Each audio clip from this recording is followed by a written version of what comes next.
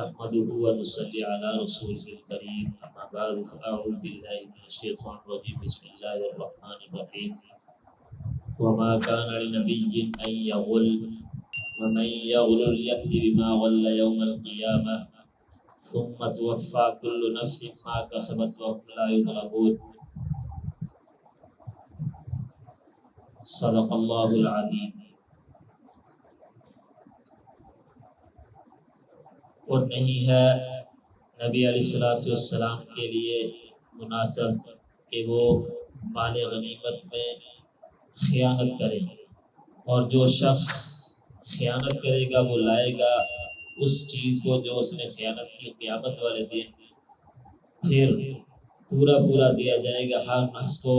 جو اس نے کمایا، اور نہیں ظلم کیا جائے گا اس پر۔ افمن اتبع رضوان اللہ، کیا وہ شخص جس نے اللہ رب العزت کی رضا کی اتباع کی اس شخص کی طرح ہو سکتا ہے جو اللہ رب العزت کی ناراضگی لے کر آیا، اور اس کا ٹھکانہ جہنم ہے، بہت برا ٹھکانہ ہے جہنم۔ اللہ رب العزت کے پاس درجات ہیں، اللہ رب العزت جو کچھ وہ کرتے ہیں وہ دیکھنے والے ہیں۔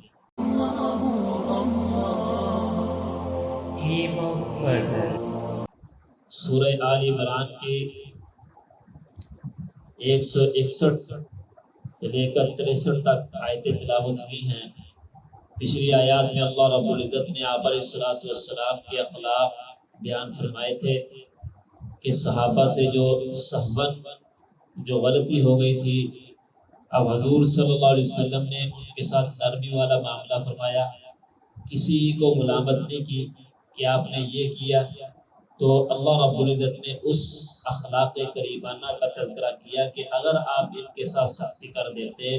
تو یہ سارے لوگ آپ سے بھاگ جاتے ہیں۔ جب آپ نے ان کے ساتھ نرمی معاملہ کیا ہے، آپ ان کو معاف فرما دے جس طرح اللہ رب العزت نے ان کو معاف فرما دیا، بلکہ معاف ہی نہ کرو بلکہ ان کے لیے اللہ رب العزت سے استغفار بھی کرو، اور پھر آئندہ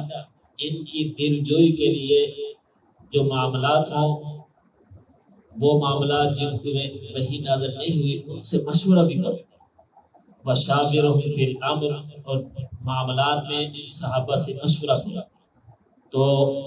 ہمارے لیے بھی یہی حکم ہے کہ جس پر آپ کو اعتماد ہے اس کے ساتھ مشورہ کرو۔ ہو سکتا ہے ہمارے ذہن میں وہ بات نہ ہو، وہ ہمیں جو ہے اچھا جو ہے طریقہ بتلا دے، اس لیے مشورہ کرنے میں خیر ہے۔ وشاورہم فی الامر، مشورہ کرنے میں خیر ہے۔ اور آج کی آیت میں اللہ رب العزت نے حضور صلی اللہ علیہ وسلم کی ایک اور عادت کا تذکرہ فرمایا ہے۔ یہ جنگ بدر یا غزوہ احد میں جب مال غنیمت حضور صلی اللہ علیہ وسلم کے پاس آیا تو جو منافقین تھے جو احد میں حضور صلی اللہ علیہ وسلم کے ساتھ گئے پھر واپس آ گئے، جب انہوں نے دیکھا کہ حضور صلی اللہ علیہ وسلم مال غنیمت تقسیم کر رہے ہیں، وہ بھی آ گئے مال غنیمت حاصل کرنے کے لیے۔ تو حضور صلی اللہ علیہ وسلم پوچھا کہ مال غنیمت میں ایک چادر تھی وہ نظر نہیں آ رہی۔ اب منافقین جو تھے انہوں نے کہا کہ حضور صلی اللہ علیہ وسلم نے چرا لیا۔ تو جب کہ اللہ رب العزت حضور صلی اللہ علیہ وسلم کو اتنا اختیار دیا تھا کہ وہ مال غنیمت میں سے، کیونکہ خمس جو ہے وہ نکالا جائے گا اللہ اور اللہ کے رسول کا، تو مال غنیمت سے تقسیم سے پہلے جو چیز لینا چاہے حضور صلی اللہ علیہ وسلم لے سکتے ہیں، لیکن چونکہ انہوں نے حضور صلی اللہ علیہ وسلم پر بات گمانی کی تو اللہ رب العزت ان لوگوں کی تردید کی کہ نبی علیہ السلام کے لیے یہ مناسب نہیں ہے کہ وہ اس طرح مال غنیمت سے چیز کو چرا لے یا مال غنیمت میں خیانت کر لے۔ غلول اصل میں کہتے ہیں خیانت کو، خیانت چاہے وہ مال غنیمت میں ہو چاہے جو ہے وہ کسی اور چیز میں، جیسے حدیث پاک میں آتا ہے کہ کوئی نماز بغیر وضو کے قبول نہیں ہے، قابل قبول نہیں ہے، اور اسی طرح وہ صدقہ جو خیانت کے مال سے نکالا جائے اللہ رب اس کو بھی قبول نہیں فرماتا۔ تو اللہ رب العزت حضور صلی اللہ علیہ وسلم کی عادت کو بیان فرمایا کہ حضور صلی اللہ علیہ وسلم کی یہ عادت نہیں ہے کہ وہ مال غنیمت سے چیز کو چرا لے بغیر کسی تقسیم کے، اس لیے کہ حدیث پاک میں آتا ہے حضور صلی اللہ علیہ وسلم کے ایک غلام تھا، وہ جنگ میں شریک ہوئے اور جو ہے وہ بہت اچھے طریقے سے لڑ رہے تھے، تو وہ شہید ہو گئے۔ تو اب لوگوں نے بڑا رش کیا صحابہ نے کہ یہ حضور صلی اللہ علیہ وسلم کا غلام ہے اور پھر اس نے جنگ میں شرکت کی ہے اور یہ شہید ہو گیا، سیدھا جنت میں گیا۔ حضور صلی اللہ علیہ وسلم نے فرمایا کہ یہ جنت میں نہیں گیا، دوزخ میں گیا۔ تو صحابہ نے پوچھا کہ جنگ میں شریک ہے، کیا ہوا؟ حضور صلی اللہ علیہ وسلم نے فرمایا کہ اس نے مال غنیمت سے میں سے یہ خیانت کی تھی۔ تو پھر حضور صلی اللہ علیہ وسلم نے فرمایا کہ اگر کسی آدمی نے تقسیم سے پہلے مال غنیمت میں سے ایک تسمہ بھی چرا لیا، قیامت والے دن وہ آگ کا تسمہ اس کو پہنایا جائے گا۔ اسی طرح حضور صلی اللہ علیہ وسلم نے فرمایا کہ یہ دنیا کے اندر جب کسی نے کسی کے ساتھ خیانت کی یا کسی نے کسی کا مال غصب کر لیا تو اللہ رب العزت جو قیامت والے دن اس کی گردن پر وہ چیز ڈال کر لے کر آئیں گے۔ مثال بھی دی کہ اگر کسی آدمی نے کسی کا اونٹ چرا لیا یا اونٹ لے کر بھاگ گیا تو دبا لیا تو اللہ رب اس اونٹ کو اس کی گردن پر لاد کر لے کر آئے گا۔ اور اسی طرح اگر کسی آدمی نے ایک بالش زمین بھی کسی کی غصب کر لی، وہ 7 زمینوں تک جتنی تحت الثری تک وہ زمین اٹھا کر اس کی گردن پر لاد کر لایا جائے گا۔ اب صحابہ نے حضور سے پوچھا کہ یا رسول اللہ کہ اتنی بڑی زمین یا اتنا بڑا اونٹ کیسے گردن پر لاد دیا جائے گا؟ تو حضور سے فرمایا کہ قیامت والے دن جو کافر ہوں گے ان کے جسم جو ہیں اتنے بڑے اللہ رب کر دیں گے۔ وہ حضور صلی اللہ علیہ وسلم مدینہ میں ایک جگہ کا نام لے کر بتایا، وہ 36 میل دور تھی، یعنی اتنے بڑے ان کے جسم کر دیے جائیں گے۔ اور اسی طرح ان کا ایک دانت احد پہاڑ جتنا بڑا ہوگا۔ تو اب جو ہے جتنی مرضی زمین پر لا دیا یا جتنا اس نے خیانت کی اس پر جتنا مرضی لا دیا۔ تو حضور صلی اللہ علیہ وسلم نے اس خیانت کی قباحت کو بیان فرمایا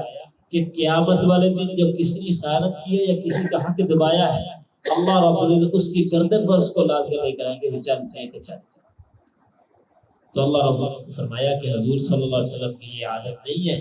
کہ وہ خیانت کرے کسی چیز۔ وَمَن يَغْلُلْ يَأْتِ بِمَا غَلَّ يَوْمَ الْقِيَامَةِ کہ قیامت والے دن جس نے جو چیز خیانت کے طور پر دبائی ہے یا کسی کا حق دبایا ہے وہ اس کو قیامت والے دن اس پر لاد کر لے لایا جائے گا۔ وَمَن يَغْلُلْ يَأْتِ بِمَا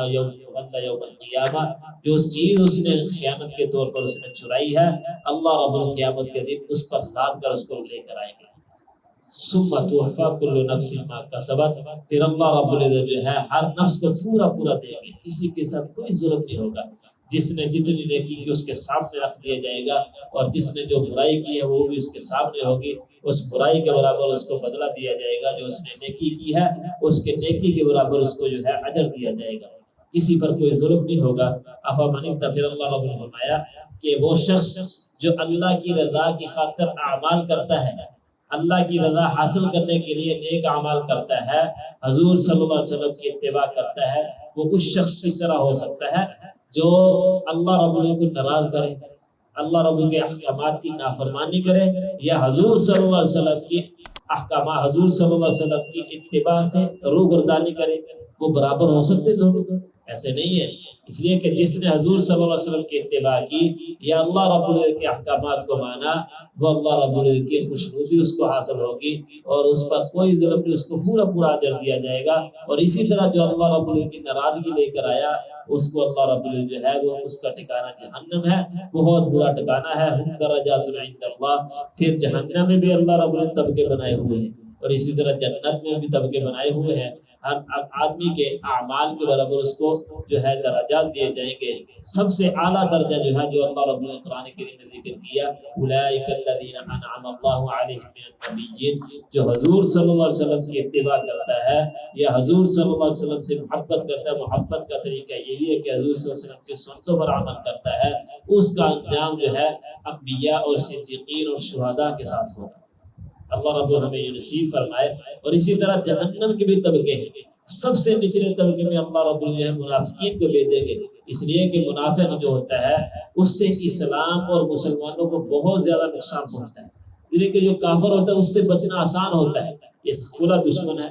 کھلی دشمن۔ اور جو منافق ہوتا ہے اوپر سے وہ مسلمان کا لباس پہنا ہوتا ہے اور اندر سے وہ کافر ہوتا ہے، تو اس لیے اللہ رب اس کا درجہ جو ہے ان المنافقین فی الدرک الاسفل،